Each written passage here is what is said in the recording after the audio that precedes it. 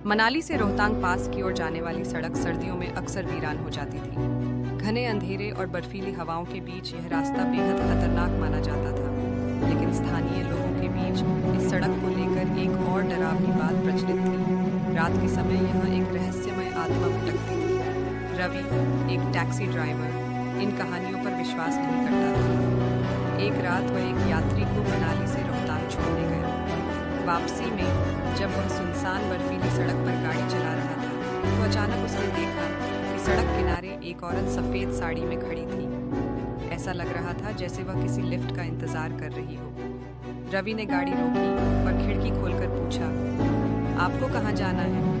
औरत ने धीरे से कहा, बस थोड़ा आगे तक। रवि को कुछ अजीब लगा, लेकिन उसने दरवाज़ा खोल दिया। औरत धीरे धीरे अंदर बैठ गई।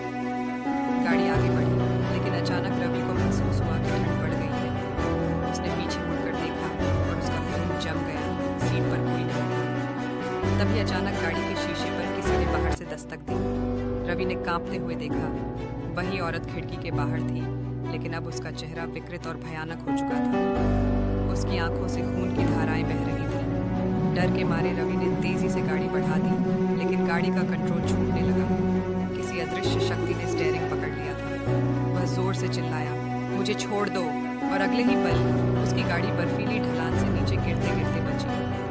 किसी तरह रवि होश में आया और पूरी ताकत से गाड़ी भगाई। जब वह गांव पहुंचा तो वहां के बुजुर्गों ने बताया कि कई साल पहले इसी सड़क पर एक महिला की बर्फीले तूफान में मौत हो गई थी।